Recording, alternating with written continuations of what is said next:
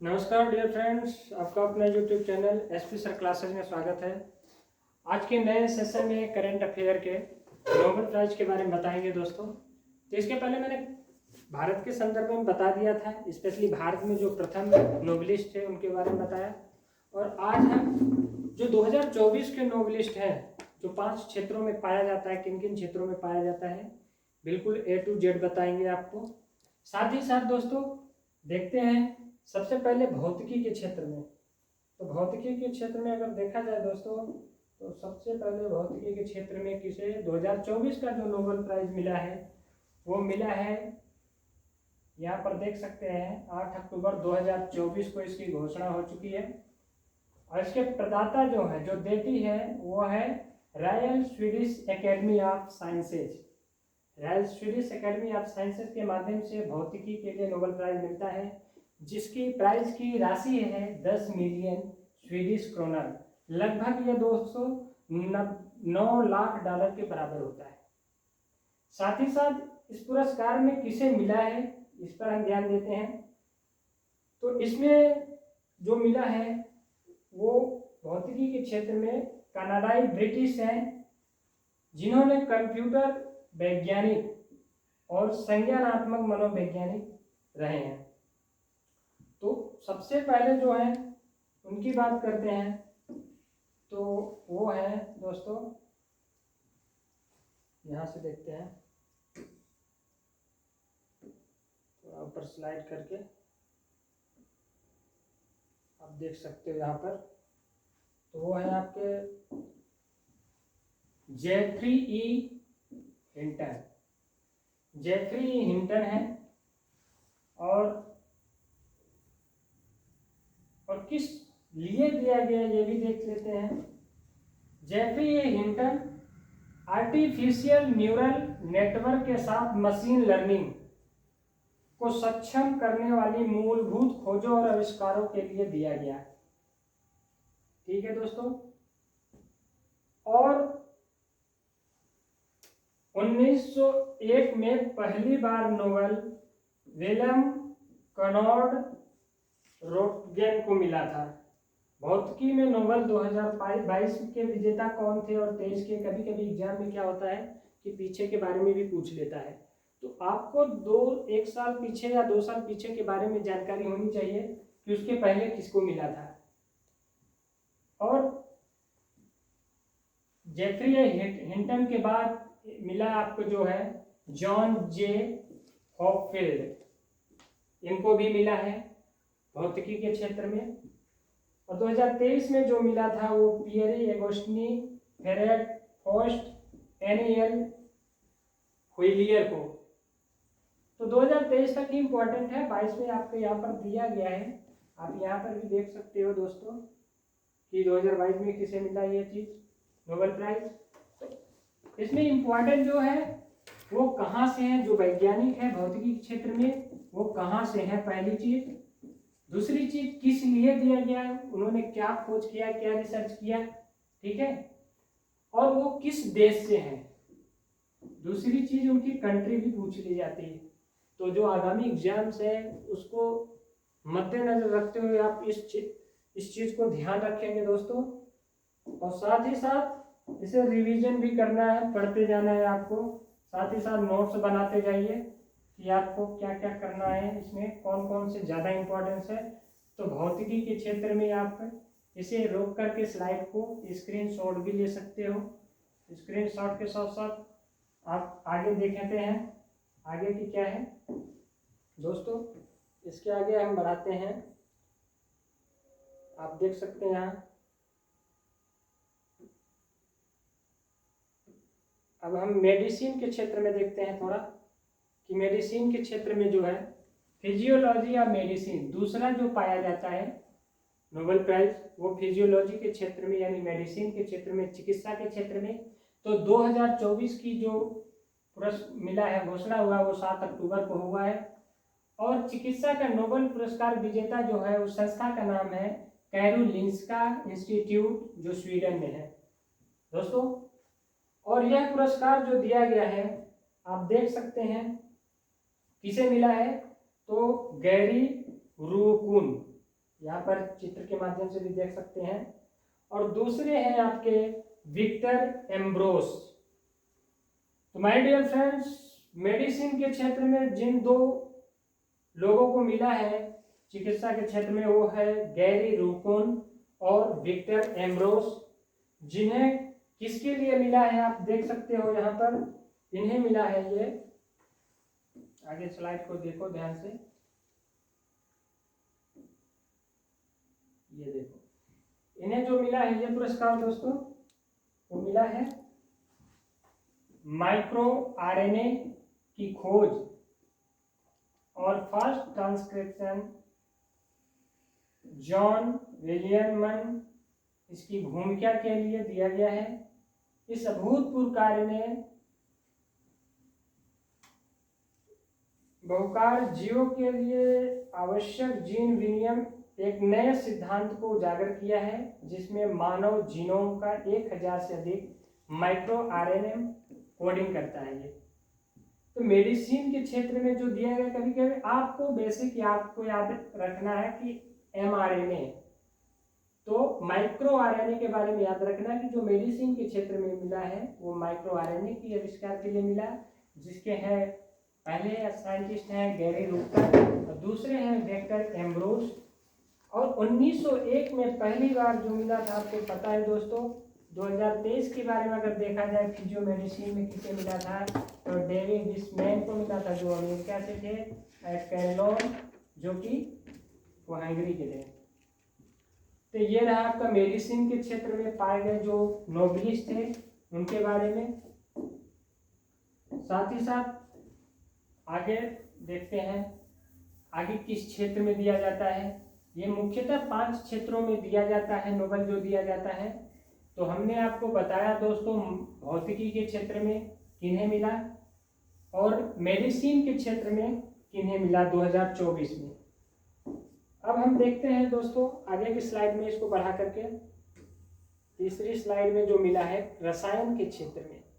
रसायन के क्षेत्र में जिन्हें मिला है आप इस स्लाइड के माध्यम से देखिए, आपको समझ में आएगा। वीडियो को रोक करके आराम से पढ़िए और स्क्रीनशॉट लीजिए। रसायन के क्षेत्र में जो मिला वो रसायन विज्ञान 2024 की घोषणा 9 अक्टूबर को हो गया था दोस्तों। और इसे जो प्रदान करता है royal Swedish academy of sciences प्रदान करता है इस पुरस्कार को। इसमें 3 लोगों को मिला है। एक अमेरिकी वैज्ञानिक है डेविड बेकर, यहाँ पर देख सकते हो दोस्तों। दूसरे जो हैं डेनिस हस्बिस हैं जो यूके के हैं। डेविड बेकर यूएसए के हैं और डेनिस हस्बिस यूके के हैं। तीसरा जो मिला है वो जॉन जम्पर को मिला है दोस्तों। जॉन जम्पर यहाँ पर देख सकते हैं, इनके चित्र के माध्यम से तीनों लोगों का पिक्चर दिख रहा होगा आपको। तो जॉन जम्पर को अब पूछा जाता है कि रसायन के क्षेत्र में जो इन्हें मिला था पुरस्कार किस खोज के लिए मिला था, ये इंपॉर्टेंट है।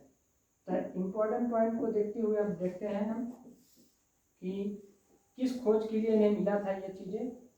तो आगे देखते हैं दोस्तों, बढ़ा करके स्लाइड को। यहाँ पर देखिए, यहाँ पर आपको दिख जाएगा कि आधा पुरस्कार जो है वो डेविड बेकर को कंप्यूटेशन प्रोटीन डिजाइन के लिए दिया गया है। आधा पुरस्कार जो दिया गया वो डेविड बेकर को। दूसरा जो आधा संयुक्त पुरस्कार है वो डेनिस हस्बिस और जॉन एम जम्पर को दिया गया, जिन्होंने प्रोटीन संरचना भविष्यवाणी के लिए दिया गया। तो ये चीज आपको याद रखना, यहाँ फंसा सकता है आपको एग्जाम में। तो ये चीज आपको ध्यान रखना कि रसायन के क्षेत्र में 3 लोगों को मिला, लेकिन जो दूसरा हाफ मिला आधा, वो आधे आधे बांटे गए। ठीक है दोस्तों, और किस लिए बांटे गए आप देख सकते हो स्क्रीन पे। फिर पूछा जाएगा 2023 में जो मिला था नोबेल पुरस्कार, 2023 में जो मिला दोस्तों वो थे मोंगी जे बोवेंडी, लुई ब्रूस, एलेक्सी एकिमो, ये आप देख सकते हैं। साथ ही साथ एक इम्पॉर्टेंट पॉइंट है इंडिया के क्षेत्र में, मैंने पिछले लेक्चर में बताया था आपको, पिछले जो क्लास हुई थी नोबेल प्राइज के भारत के बारे में, तो इसमें भी दिखाया गया है कि रसायन विज्ञान में जो नोबेल पुरस्कार प्राप्तकर्ता भारतीय थे वे वेंकट रमण रामकृष्ण थे, जिन्होंने 2009 में प्राप्त की है। तो ये रहे आपके रसायन के क्षेत्र में माय डियर फ्रेंड्स। रसायन के क्षेत्र के साथ साथ अब देखते हैं आगे किस क्षेत्र में दिया जाता है। तो भौतिकी के क्षेत्र में हमने आपको बताया, उसके बाद मेडिसिन के चिकित्सा के क्षेत्र में नोबेल प्राइज 2024 किसको प्राप्त हुआ। साथ ही साथ दोस्तों हमने आपको बताया रसायन के क्षेत्र में किसको मिला। और तीसरा देखते हैं, चौथा नंबर साहित्य के क्षेत्र में। बहुत इंपॉर्टेंट पॉइंट से एग्जाम में पूछे जाते हैं, बीपीएससी, यूपीपीसीएस और साथ ही साथ अन्य वनडे एग्जाम जो एनटीपीसी का अभी चल रहा है, एनटीपीसी, रेलवे, एसएससी, सीजीएल, जितने भी वनडे एग्जाम होते हैं उनमें नोबेल प्राइज पूछता है। तो 1 नंबर 2 फिक्स है यहाँ से दोस्तों। साथ ही साथ अब देखते हैं साहित्य के क्षेत्र में। तो साहित्य के क्षेत्र में यहाँ पर स्लाइड के माध्यम से देखते हैं। तो 2024 का जो साहित्य के क्षेत्र में मिला दोस्तों, ये 10 अक्टूबर का इसका घोषणा हुआ है।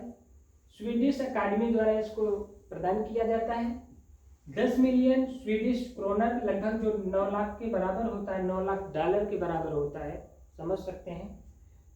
और किन्हें मिला 2024 का साहित्य के क्षेत्र में नोबेल पुरस्कार। तो देखते हैं, दक्षिण कोरियाई लेखिका है हांगकांग को मिला है। अब पूछेगा कि साहित्य के क्षेत्र में नोबेल प्राइज 2024 का जो मिला वो किस देश से है, तो दक्षिण कोरियाई देश के हैं।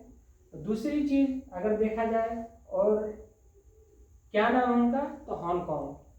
इन्हें किस लिए मिला, ऐतिहासिक आघातों का सामना करने वाली और मानव जीवन की नाजुकता को उजागर करने वाली उनकी गहन काव्यात्मक गद्य के लिए दिया गया। तो ये स्पेशली साहित्य के क्षेत्र में दिया जाता है, देख सकते हैं। तो साहित्य में उनका जो गद्य रहा है, जो काव्यात्मक गद्य रहा है, और वो मानव जीवन की नाजुकता को उजागर करने के लिए इनकी जो बुक है उसके लिए दिया गया दोस्तों। और ये एक लघु कहानी संग्रह है जिसे आप देख सकते हैं यहाँ पर दोस्तों। आगे बढ़ा के देखिए, इनका फोटो भी दिया गया है। थोड़ा सा स्लाइड ऊपर लेते हैं, बिल्कुल। तो माय डियर फ्रेंड्स, साहित्य के क्षेत्र में जो देखा आप देख सकते हैं, ये लघु कहानी संग्रह लव ऑफ यूशु उपन्यास द वेजिटेरियन नामक इनका कहानी है, जो लघु संग्रह है। उसके लिए साहित्य में अगर भारत के संदर्भ में पूछे, साहित्य के क्षेत्र में सबसे पहले किसे पुरस्कार मिला, तो वो थे अपने यहाँ पर देख सकते हैं फोटो में। प्रथम नोबेल जो साहित्य के क्षेत्र में प्राप्त हुआ भारतीय रविंद्रनाथ टैगोर को 1913 में मिला था दोस्तों। और साथ ही साथ यहाँ पर साहित्य के क्षेत्र में पूरी आपको यहाँ से देख सकते हैं लिस्ट दिया गया है कि 2023 में नॉर्वे को मिला जो जॉन फॉन्से, 2022 में फ्रांस को मिला है एनी एनार्क्स को, अब्दुल रजाक गुरनाह 2021 में तंजानिया के हैं, इनको मिला था। साथ ही साथ लुइस ग्लुक 2020 अमेरिकी थे, ने मिला है दोस्तों। और पीटर हैंडके 2019 ऑस्ट्रेलिया जो है, इनको मिला था दोस्तों। तो ये जो साहित्य के लिए नोबेल पुरस्कार मिलता है वो नॉर्वेजियन लेखक और नाटककार जॉन फॉन्से ने 2023 में साहित्य का नोबेल पुरस्कार जीता था। तो 2023 का अगर पिछले साल का पूछता है, अगर इस साल का नहीं पूछता 2024 का, तो आप नीचे देख सकते हैं नॉर्वेजियन लेखक थे ये और नाटककार भी जॉन फॉन्से ने 2023 में साहित्य का नोबेल पुरस्कार जीता था दोस्तों। आगे देखते हैं हम साहित्य के क्षेत्र में दोस्तों, बहुत ज़्यादा इम्पोर्टेंट है, हमेशा प्रश्न में पूछे जा रहे हैं। एक तो साहित्य के क्षेत्र में, दूसरा शांति के क्षेत्र में, ये ज़्यादा इम्पोर्टेंट है। बाकी फिजिक्स के क्षेत्र में, केमिस्ट्री के क्षेत्र में और मेडिसिन के क्षेत्र में जो है उसे आप ट्रिक के माध्यम से और बिल्कुल ऐसा याद करके जाइए जिससे आप वहाँ पर छूटे नहीं। नोबेल प्राइज के लिए अगर पूछा जाए तो वो क्वेश्चन छूटना नहीं चाहिए दोस्तों। अब देखते हैं नेक्स्ट क्या है। नेक्स्ट आपका दोस्तों है साहित्य के बाद आप आगे बढ़ाते हैं स्लाइड को, और ये है आपका देख सकते हैं यहाँ पर शांति के क्षेत्र में, लास्ट जो है शांति के क्षेत्र में। तो यहाँ देख सकते हैं 2024 का शांति का नोबेल पुरस्कार जापानी एनजीओ है दोस्तों, एनजीओ आप देख सकते हैं यहाँ पर, जापानी एनजीओ है निहोन हिंडाक्यो, निहोन हिंडाक्यो है। परमाणु हथियारों से मुक्त विश्व बनाने के प्रयासों और गवाहों के माध्यम से यह प्रदर्शित करने के लिए दिया गया दोस्तों, यह प्रदर्शित करने के लिए दिया गया, यहाँ से ले लेते हैं, यह प्रदर्शित करने के लिए दिया गया दोस्तों, परमाणु हथियारों का फिर कभी उपयोग नहीं किया जाना चाहिए। यहाँ पर देख सकते हैं, यानी कि इस एनजीओ को मिला है, यह पूछा जा सकता है। संस्था का नाम निहोन हिंडाक्यो है और किस क्षेत्र में, तो परमाणु हथियारों से मुक्त विश्व बनाने के प्रयासों और गवाहों के माध्यम से यह प्रदर्शित करने के लिए दिया गया है कि परमाणु हथियारों का फिर कभी उपयोग नहीं किया जाना चाहिए। और साथ ही साथ देख सकते हैं दोस्तों, यहाँ ये भी 10 मिलियन पुरस्कार दिया जाता है स्वीडिश क्रोनर में, और इसको स्वीडिश अकादमी द्वारा ही दिया जाता है। और यह एक जापानी संगठन है जो एनजीओ है, मैंने बता चुका। निहोन हिंदाक्यो हिरोशिमा और नागासाकी, जिसे हिवाकुशा के नाम से भी जाना जाता है, कि परमाणु बम हमले में जीवित बचे लोगों का एक जमीनी स्तर का आंदोलन है जो अगस्त 1945 के परमाणु बम हमलों के जवाब में शुरू हुआ था। यानी 1945 में जो नागासाकी और हिरोशिमा में परमाणु बम का विस्फोट हुआ था, उसी समय से ये स्टार्ट हुआ है। ये एनजीओ जो जापानी संगठन है निहोन हिंडाक्यो, काफ़ी इम्पोर्टेंट पॉइंट्स और काफ़ी इम्पोर्टेंट है। शांति का इस बार का नोबेल पुरस्कार, जिसे आपको पढ़कर जाना है दोस्तों। और आगे के देख सकते हैं, यहाँ से पूछा जा सकता है इसकी संस्था के बारे में, और संस्था कौन थी, एक एनजीओ है जिसका नाम क्या है वो पूछा जा सकता है, और किस क्षेत्र में, मतलब किस लिए दिया गया, तो आप ये याद रख के जाइए। इसके साथ साथ इसका सब टॉपिक ये देखा जा सकता है कि 1945 में जो परमाणु बम विस्फोट हुआ नागासाकी यानी जापान के हिरोशिमा शहर में, तो वो महत्वपूर्ण है कि पूछा जा सकता है कि कब हुआ वनडे एग्जाम में, अगर ये ना पूछे। लेकिन शांति का नोबेल पुरस्कार बहुत इंपॉर्टेंट है दोस्तों इस बार, जो देख सकते हैं। अब इसके बाद देखते हैं हम यहाँ पर कि जो नोबेल प्राइज मिला है पिछले बार, उसके बारे में थोड़ा उसके संदर्भ में देखते हैं। 2019 से 2023 तक के लिए किसे नोबेल पुरस्कार मिला, यहाँ पर आप देख सकते हैं। लेकिन सबसे ज़्यादा इम्पोर्टेंट है 2023 का, जो नरगिस मोहम्मदी ईरान की थी, उनको मिला शांति के क्षेत्र में नोबेल पुरस्कार। भारत के बारे में अगर भारत के संदर्भ में बात करें दोस्तों, तो शांति का नोबेल पुरस्कार प्राप्तकर्ता प्रथम भारतीय है जो मदर टेरेसा थी। 1979 यानी 1979 में दिया गया मदर टेरेसा को। यहाँ पर फोटो के माध्यम से देख सकते हैं, पिक्चर के माध्यम से। और बाकी 2022-21 आप यहाँ से स्क्रीनशॉट ले सकते हैं, देख सकते हैं किस संस्था को मिला, किसे मिला। लेकिन 2023 और 24 इम्पोर्टेंट है। 24 में आप देख लिए शांति के लिए किसको मिला नोबेल पुरस्कार। और नेक्स्ट पॉइंट में आपका जो आएगा दोस्तों वो अर्थशास्त्र के क्षेत्र में है, और अर्थशास्त्र के क्षेत्र में किसे नोबेल पुरस्कार मिला 2024 का, इसके बारे में हम देखते हैं। तो 2024 का जो इकोनॉमिक्स के क्षेत्र में पुरस्कार मिला है दोस्तों, हम उसको देखते हैं यहाँ पर स्लाइड के माध्यम से। तो 2024 में 14 अक्टूबर 2024 की इसकी घोषणा हुई है। माय डियर फ्रेंड्स, इसको जो प्रदान करता है वो royal Swedish academy of sciences है जो देती है। अर्थशास्त्र का पुरस्कार 1968 में स्वीडन के केंद्रीय बैंक द्वारा स्थापना इसकी हुई थी। साथ ही साथ ये 10 मिलियन स्वीडिश क्रोनर दिया जाता है, जो लगभग $9 लाख के बराबर होता है। इतनी राशि मिलती है इसमें।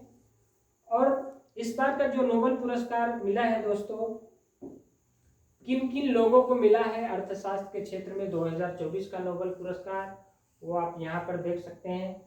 फोटो दिया गया है तीनों लोगों का, आप देख सकते हैं यहाँ पर माय डियर फ्रेंड्स, ये कौन कौन है। आप नीचे आके देख सकते हैं, थोड़ा सा ऊपर करता हूँ इसे, बिल्कुल इनका फोटो देख सकते हैं।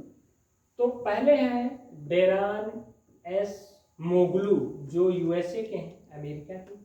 दूसरे हैं साइमन जॉनसन, जो ये भी यूएसए के हैं। तीसरे हैं जेम्स ए रॉबिन्सन, ये भी यूएसए के। तो अर्थशास्त्र के क्षेत्र में तीनों जो साइंटिस्ट रहे हैं, अर्थशास्त्री रहे हैं, वो अमेरिका के ही रहे हैं, यूएसए के रहे हैं। तीनों लोगों का नाम याद सकते हैं आप, Daron Acemoglu, Simon Johnson, James A Robinson, ये तीनों लोग रहे हैं। और इन्हें किस लिए मिला है, इन्होंने क्या खोजा? तो कानून का खराब शासन और आबादी का शोषण करने वाली संस्थाओं वाले समाजों में विकास या बेहतर बदलाव नहीं होता। ये चीज इनको देख सकते, बहुत इंपॉर्टेंट है। पुरस्कार विजेताओं के शोध से हमें यह समझने में मदद मिलती है कि ऐसा क्यों होता है। तो इन्होंने ये चीज डेवलपमेंट के बारे में, कि जो कानून का खराब शासन व्यवस्था है और आबादी का शोषण करने वाली संस्थाएं, जो समाज में विकास और बेहतर बदलाव को नहीं होता, तो किस लिए नहीं होता है, इस पर इन्होंने थीसिस लिखा है, इस पर रिसर्च किया है, इसके क्षेत्र में इनको मिला है दोस्तों। और शोध इनकी है कि देश की समृद्धि के लिए सामाजिक संस्थाओं के महत्व को प्रदर्शित किया है। इन्होंने सबसे इम्पोर्टेंट पॉइंट्स है, इसे देख के जाइए, वेरी वेरी इंपॉर्टेंट है। किस लिए इनको मिला तीनों लोगों को? तो देश की समृद्धि के लिए सामाजिक संस्थाओं के महत्व को प्रदर्शित किया गया है। साथ ही साथ 2023 में अर्थशास्त्र का जो नोबेल प्राइज मिला है, क्लाउडिया गोल्डिन, जो अमेरिका के ही रहे हैं, उनको मिला था, मात्र 1 लोगों को मिला था दोस्तों। और अर्थशास्त्र में नोबेल पुरस्कार प्राप्तकर्ता भारतीय की अगर इंडिया का नाम लिया जाए, तो जो प्रथम भारतीय थे जिन्हें अर्थशास्त्र के क्षेत्र में नोबेल पुरस्कार मिला, वो दोस्तों अमर्त्य सेन है 1998 में, अभिजीत बनर्जी को 2019 में। तो 2 लोगों को अर्थशास्त्र के क्षेत्र में इंडिया में नोबेल पुरस्कार मिल चुका है दोस्तों। इस तरीके से आप देख सकते हैं कि किन किन क्षेत्रों में मिला दोस्तों। तो अर्थशास्त्र के क्षेत्र में जो मिला, तीनों लोग अमेरिका के रहे हैं और तीनों अमेरिकी हैं। इसके पीछे 2022 में मिला था, वो भी 1 लोगों को मिला था, वो भी अमेरिका के ही थे। और पूछा जा सकता है दोस्तों कि किस रिसर्च के लिए, किन खोज के लिए मिला, तो अर्थशास्त्र के क्षेत्र में जो 2024 का मिला है, वो है देश की समृद्धि के लिए सामाजिक संस्थाओं के महत्व को प्रदर्शित किया है। साथ ही साथ अब हम देखते हैं, ये खत्म हो गया आपका पूरा यहाँ पर जो इम्पोर्टेंट है दोस्तों। आप जहाँ बता सकते हैं कि इस स्लाइड के माध्यम से रोक के पूरी वीडियो को देख सकते हो। और साथ ही साथ दोस्तों, आपको मेरा वीडियो अच्छा लगा हो तो चैनल को लाइक करिए, सब्सक्राइब करिए और इस तरीके से वीडियो पे बने रहिए दोस्तों। जो कमियां हो और जो चीज़ आपको ज़रूरत की चीज़ें हैं उस पर कमेंट करिए। इस तरीके से हम वीडियो आपके लिए लाते रहेंगे। बहुत बहुत धन्यवाद, नमस्कार।